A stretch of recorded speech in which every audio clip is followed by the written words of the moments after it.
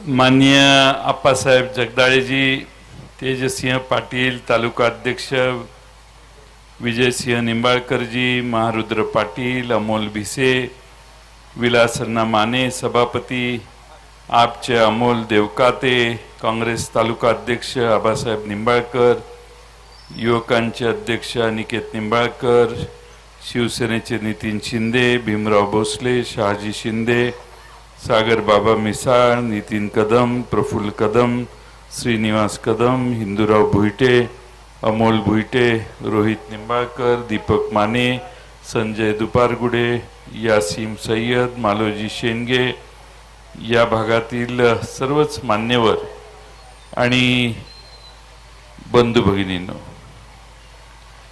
आपल्या सगळ्यांना उशीर आल्याबद्दल पक्षाच्या वतीनं मगाशी आपण ऐकलं की त्यांनी दिलगिरी व्यक्त केलेली आहे, पण तरी मी पण दिलगिरी व्यक्त करतो. उशीर झालाय, पुढं आम्हाला जायचंय आणि म्हणून जास्त वेळ मी आपला घेणार नाही.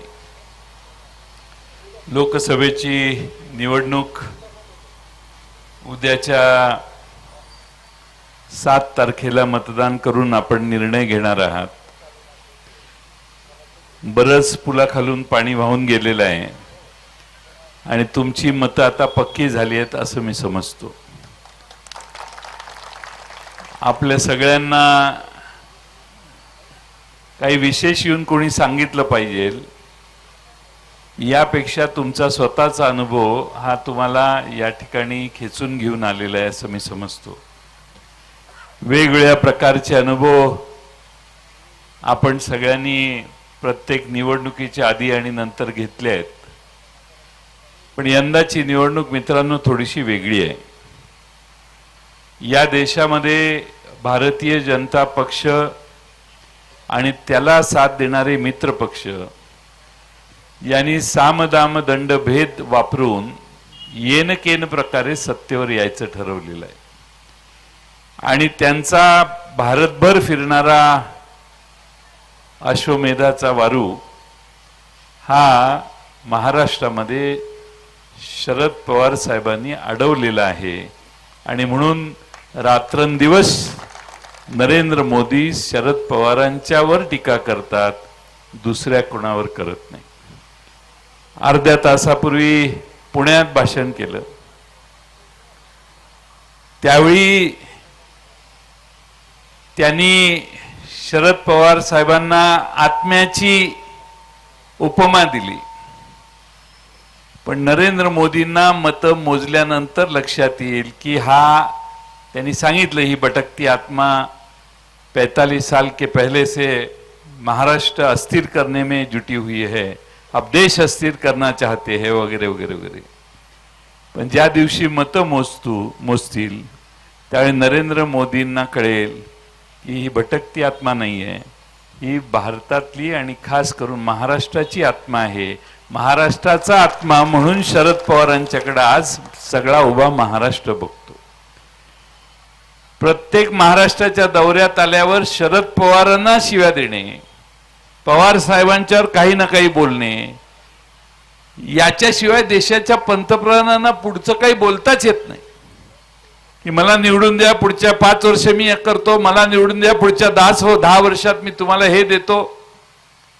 यापेक्षा या देशातल्या प्रत्येक राज्यात जाऊन त्या ठिकाणी विरोधकांच्यावर टीका करणं काही गरज नाही. आम्ही पंडित जवाहरलाल नेहरूंच्या पासून इंदिरा गांधींपासून अगदी अटल बिहारी वाजपेयींपर्यंत भाषणं सगळ्यांनी ऐकलेली आहेत, पण विरोधकांच्यावर नाहक टीका करण्याचं काम या देशाच्या कुठल्याही पंतप्रधानाने आजपर्यंत केलं नव्हतं. एखादं वाक्य उच्चारलं तर ठीक आहे, पण कधीच एवढं टोकाची टीका आपलं काम न सांगता करणं हे नरेंद्र मोदींना शोभतंय असं मला वाटत नाही. आज देशामध्ये 10 वर्षात यांनी काय केलं हे खरं म्हणजे त्यांनी देशात सांगायला पाहिजे. पुढच्या 5-10 वर्षात मी काय करणार आहे हे सांगितलं तरी बरं झालं असतं, पण त्यावर चकार शब्द काढत नाही. या देशामध्ये 400 पार करू अशी घोषणा देणाऱ्या नरेंद्र मोदींच्या तोंडातून आता 400 पारचा नारा येत नाही, कारण 212ची पण आता महागाई झाली आहे. 200 पारही गडी जाईल असं दिसत नाही. मी हे फक्त तुम्हाला बरं वाटावं म्हणून सांगत नाही. महाराष्ट्रामधल्या 48 जागांमध्ये 32-35 ठिकाणी भारतीय जनता पक्ष आणि त्यांच्या मित्र पक्षांचा सुफडा साफ होणार आहे असं चित्र महाराष्ट्रात दिसतंय. परवा 8 जागांचं 26 तारखेला मतदान महाराष्ट्रात झालं. 8 जागांच्या मतदानात मी तिथल्या अधिकाऱ्यांची चौकशी केली की बाबा काय नक्की झालं, काय परिस्थिती आहे. तर जवळपास 10-12 अधिकारी या सगळ्या 8 लोकसभा मतदारसंघातले म्हणतात या ठिकाणी मशाल येईल, हात येईल आणि तुतारी येईल. लागलाच दिवा तर गडकरी साहेबांचा नागपूरमध्ये लागेल असं म्हणतात. बाकी सर्व ठिकाणी महाराष्ट्रातली जनता प्रचंड चिडलेली आहे, कारण मोदींनी आणि शहांनी भारतात महाराष्ट्रासारख्या राज्यात 2 मराठी लोकांनी तयार केलेले, मराठी माणसांनी तयार केलेले 2 मोठे पक्ष फोडले आणि त्याची शिक्षा त्यांना द्यायची, यासाठी महाराष्ट्र आता तयारीत आहे. आणि म्हणून पवार साहेब किंवा उद्धव ठाकरे जिथं जिथं जातील प्रचंड गर्दी त्यांच्या सभांना लोक करून त्यांना प्रोत्साहन देत आहे. आपण सगळे शहाणे आहात, जाणकार आहात. या ठिकाणी स्वर्गीय राजेंद्र घोलप असतील, स्वर्गीय साहेबराव जाचक असतील, स्वर्गीय गणपतराव पाटील असतील, या सगळ्या जुन्या माणसांनी आपलं प्रभावीपणानं नेतृत्व केलेलं आहे. तुम्ही सगळ्यांनी त्यांचा अनुभव घेतलाय, साथ दिलेली आहे. आज पवार साहेबांनी पुणे जिल्ह्यात आणि या सगळ्या भागात जो विकास केलेला आहे तो विकास हा तुमच्या आमच्या सर्वांच्या जीवनात बदल करून गेलेला आहे. आणि म्हणून शरद पवार साहेबांनी काय महाराष्ट्रासाठी केलं हा प्रश्न अमित शहानी महाराष्ट्रातून विचारायची गरज नाही. माझा प्रश्न आहे, अमित शहानी गुजरातसाठी काय केलं एवढं सांगावं. एखादं काहीतरी काम केलं असेल की नाही. अमित शहानी गुजरातसाठी काय केलं हे जर सांगितलं तर देशाच्या ज्ञानात भर पडेल. त्यांनी येऊन शरद पवार साहेबांच्या बद्दल या ठिकाणी असे उद्गार काढणं हे त्यांना शोभतं असं मला वाटत नाही. आज खरं म्हणजे बऱ्याच गोष्टी अशा आहेत की ज्या गोष्टी तुमच्या आमच्यासाठी अन्यायकारक घडलेल्या आहेत. तुम्ही आज सगळे कर भरता. कर, जीएसटी नावाचा कर तुमच्या चपलेपासून टोपीपर्यंत सगळ्या वस्तू खरेदीत कर भरावा लागतो. तुम्ही शेतीची अवजारं घेतली तुम्हाला 18% जीएसटी, 12% जीएसटी भरावा लागतो. तुम्ही घरामध्ये 50,000 रुपये खर्च केला तर 9,000 रुपये जीएसटी जातो आणि 41,000 रुपयाचा माल तुम्ही खरेदी करता. म्हणजे इथं बसलेला प्रत्येक माणूस 5-6 लाखात जर घर चालवत असेल तर 5-6 लाखाचं घर चालवणाऱ्या वर्षाला 6 लाख खर्च करणाऱ्या माणसाला 1,00,000-1,25,000 रुपये पहिल्यांदा जीएसटी भरावा लागतो. एवढा अन्यायकारक जाचक कर भारताने गेले काही वर्ष सहन केला. महागाई देशात वाढली, पेट्रोल डिझेल गॅसच्या किमती वाढल्या, तरी या देशात लोक बोलत नाहीत असं आपल्याला वाटतं. आता भारतीय जनता पक्षाच्या गाड्या गावात येऊन डोकं देत नाहीत. उमेदवारांना गावाच्या बाहेरच्या बाहेर घालवायला लागतात. प्रसार माध्यमांनी जरी या गोष्टी दाखवल्या नाहीत तरी भारतातली जनता या भारतीय जनता पक्षाच्या धोरणावर आणि निर्णयावर प्रचंड नाराज आहे. हे पदोपदी आपल्याला दिसते. आज जगामध्ये पहिल्या 50मध्ये आपल्या देशातली एक 7-8 जण गेलेली आहेत. ही कशी काय गेली? आपण आमचे बोरीचे शिंदे इथं आहेत ते आहेत, सारखे द्राक्ष पाठवतात, विकतात, चांगली द्राक्ष करतात, पण त्यांची श्रीमंत यादीत पहिल्या 100 आणि 50 जिल्ह्यातील नाव लागणं आणि महाराष्ट्रातील नाव लागणं. पण ह्या लोकांची नावं देशात लागली, कारण जगात लागली, कारण भारताच्या समुद्र काठावरची जेवढी बंदरं होती ती सगळी बंदरं ह्यांनाच, जेवढी विमानतळ होती ती सगळी विमानतळ ह्यांनाच दिली, मोठमोठ्या रस्ते आणि टनेल करायचे प्रकल्प सगळे ह्यांनाच, तोफा तयार करायच्या असतील, मोठे मोठे प्रकल्प असतील ते सगळे ह्यांनाच. याचा अर्थ या देशातल्या मुठभर लोकांना श्रीमंत करण्यासाठी 10 वर्ष या सरकारने मेहनत घेतली आणि त्याचा परिणाम हा झाला की 22 लोकांच्याकडे या देशातली 70% संपत्ती जाऊन बसली.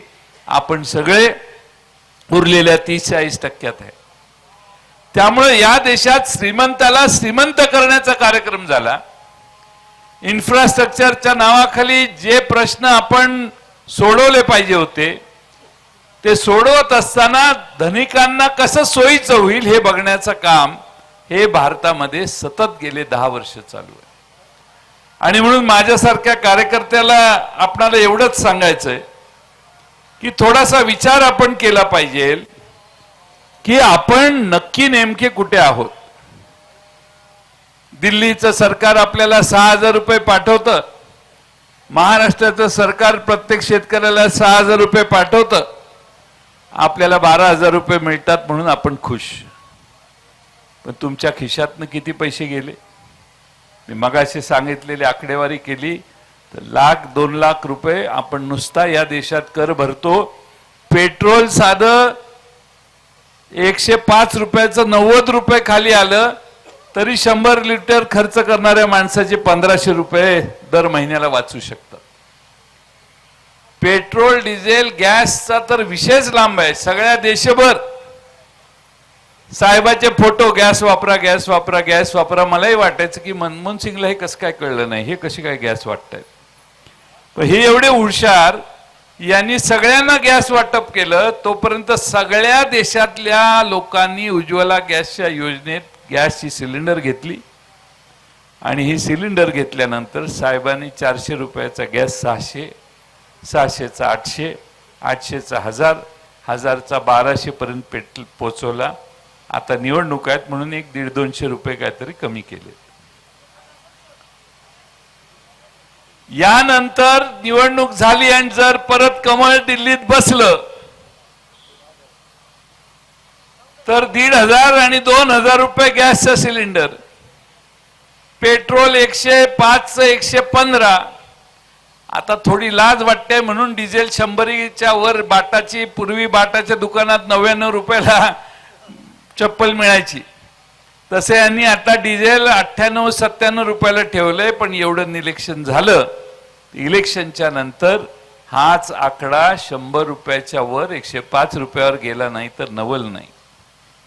तुम्ही म्हणाले काही सांगायला लागले, पण त्याचा आधार एक आहे की भारताने आज 210 लाख कोटीचं कर्ज काढलेलं आहे. 14 साली मनमोहन सिंगांच्या काळात 56 लाख कोटीचं कर्ज होतं. यांनी स्वातंत्र्यापासून मनमोहन सिंगांपर्यंत 56 लाख कोटी आणि मागच्या 10 वर्षामध्ये 210 लाख कोटीला आकडा पोचला. त्याचा परिणाम हा झालेला आहे की तुमचा 18% जीएसटी आहे ना, हे परत महाशय निवडून आले तर 18%चे 21% करायला मागं पुढे बघणार नाही. कारण हे कर्ज फेडण्यासाठी देशातलं सरकारचं उत्पन्न वाढवण्याशिवाय यांना आता दुसरा पर्याय नाही.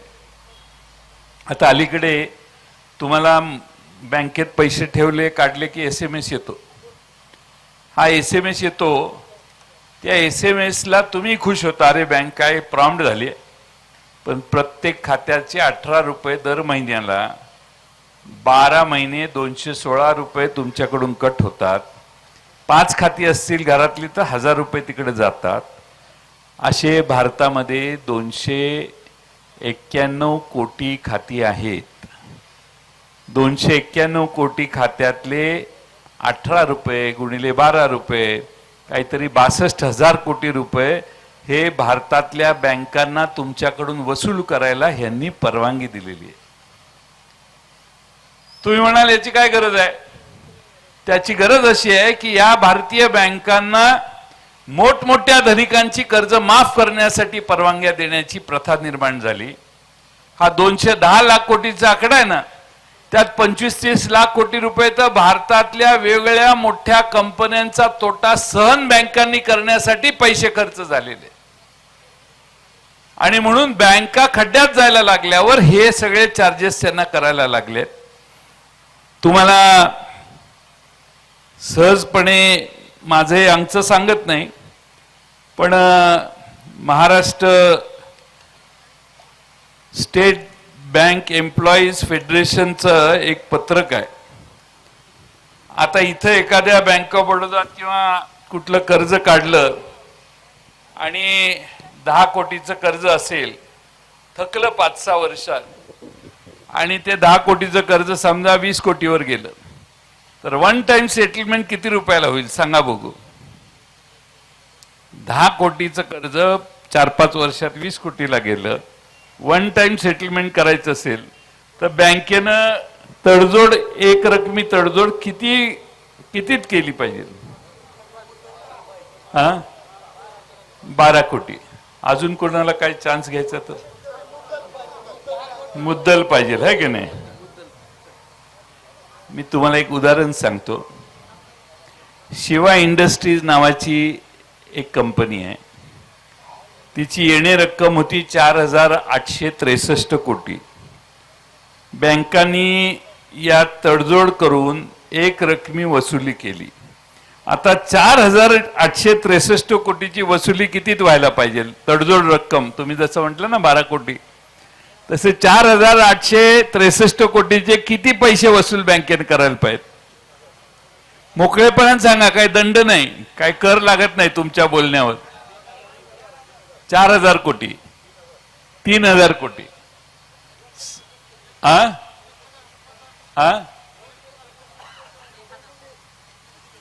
काय वन टाइम सेटलमेंट करायची आहे? 4,863 तुम्ही करायचे. तुम्ही बँकेचे चेअरमन आहे तर तुम्ही कितीला कराल?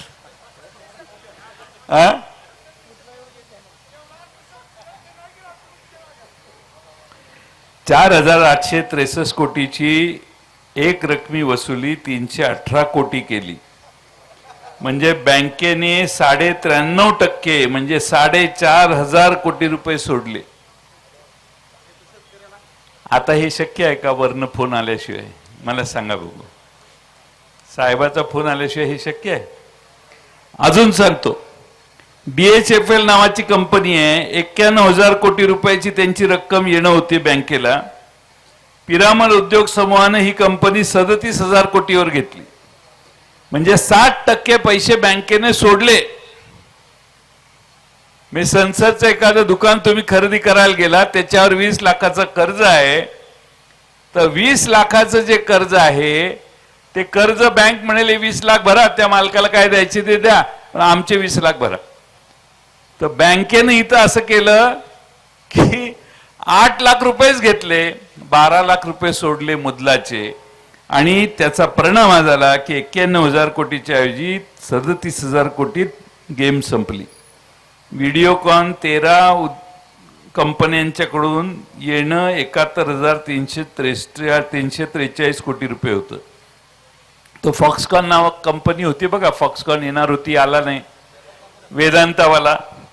त्या वेदांता उद्योग समूहाने ही व्हिडिओकॉनच्या 13 कंपन्या 71,343 बँकेला पैसे येणं होतं.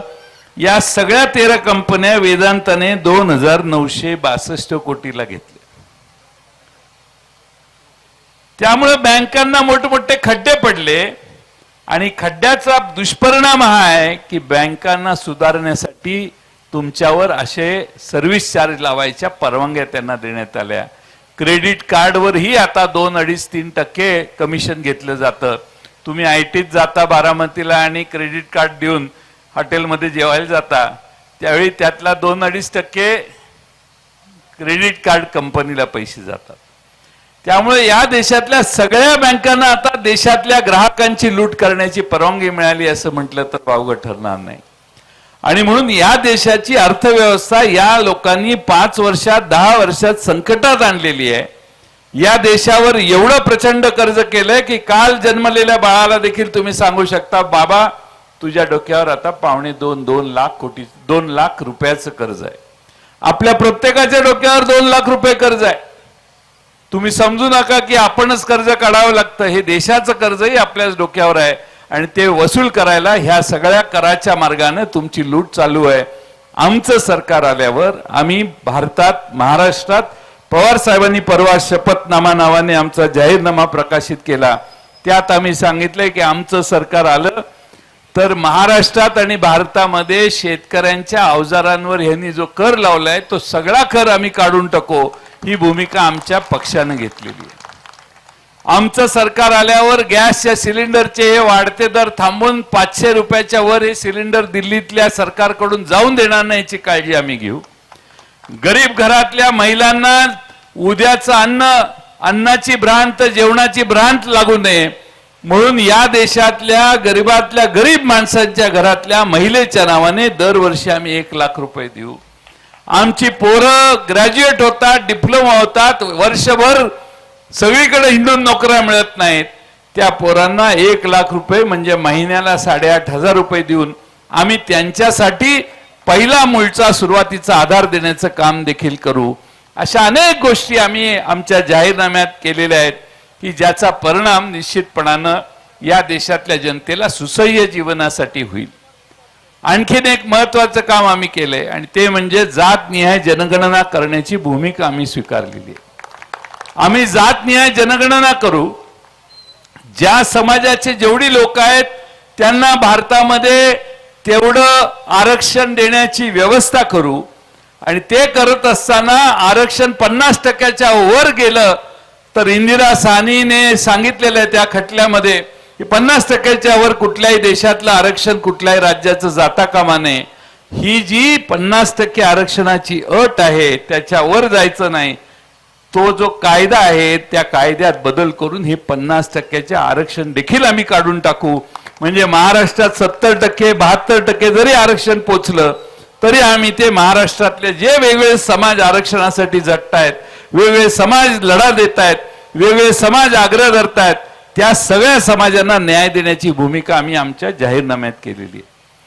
आज आपल्या सर्वांना माझी विनंती आहे की ही लढाई सुप्रियाताईंची लोकसभेचे उमेदवार म्हणून आहे, पण ही लढाई भारतीय जनता पक्ष देशामध्ये ज्या चुकीच्या पद्धतीनं सरकार चालवतंय त्याच्या विरोधी आपल्या सुप्रियाताईंनी अनेक भाषणं लोकसभेत केली आहेत. डॉक्टर अमोल कोल्हेने अनेक चांगली भाषणं लोकसभेत केलेली आहेत. लोकसभेमध्ये राष्ट्रवादी काँग्रेस पक्षाचे आमचे हे सगळे लोकसभेत असणारे तेव्हाचे खासदार अतिशय प्रभावीपणाने हे दोघं काम करत होते. आज त्याच सुप्रियाताईंना 10 वर्षात सतत संसद रत्न पुरस्कार मिळाल्यानंतर 10 वर्षात राष्ट्रपतींच्या हस्ते महासंसद रत्न पुरस्कार मिळाला. एवढी प्रभावीपणानं काम करणारी व्यक्ती लोकसभेत तुम्ही मागच्या वेळी अनेक वर्ष 15 वर्ष पाठवली. संसदेमध्ये भाषण केल्यानंतर मित्रांनो प्रश्न सुटतात. लोकसभेत एखादा प्रश्न एखाद्या खासदाराने मांडला तर त्याची नोंद घेतली जाते प्रशासनाकडून. आपल्या महाराष्ट्र विधानसभेसारखं नाही मंत्र्यांच्या डोळ्याकडे बघून अधिकारी वागतात, पण दिल्लीमध्ये एखादा संसदेत प्रश्न मांडला, मुद्दा मांडला तर त्या मुद्द्यांना गती येते आणि प्रशासन देखील खासदार बोलले त्या विषयाचा पाठपुरावा करते आणि म्हणून लोकसभेत गेलेला खासदार बोललाच पाहिजे, त्याला दुसरा पर्याय नाही, हे कधी विसरू नका. आज आपणा सर्वांना माझी विनंती आहे की सुप्रियाताईंच्या सारखं नेतृत्व आपण अनेक वर्ष जोपासलं. परिस्थिती बदलली आहे, काही अडचणी निर्माण झाल्यात, तुम्हालाही माहिती आहे, सगळ्यांना माहिती आहे. पण मला एक कौतुक आहे की शरद पवार साहेबांच्या मागे सगळा मतदारसंघ लोकसभेचा नव्हे सगळा महाराष्ट्र हा आज पवार साहेबांच्या मागे उभा राहिलेला आहे. आणि आम्ही ज्या ज्या ठिकाणी जातो त्या सर्व ठिकाणी सकाळी मी नाशिकला 11, 12, 1 वाजता होतो. प्रचंड म्हणजे भर उन्हामध्ये जवळजवळ 30-40 हजार लोक ही आपल्या दिंडोरीचा आणि नाशिकचा अर्ज भरायला सगळे म्हणून एकत्रित आलेले होते. फार मोठ्या प्रमाणामध्ये लोकांचा प्रतिसाद आहे. आम्ही अनेक निवडणुका बघितल्या, पण यंदाची निवडणूक तुम्हाला खरंच सांगतो, ही लोकांनी हातात घेतलेली निवडणूक आहे.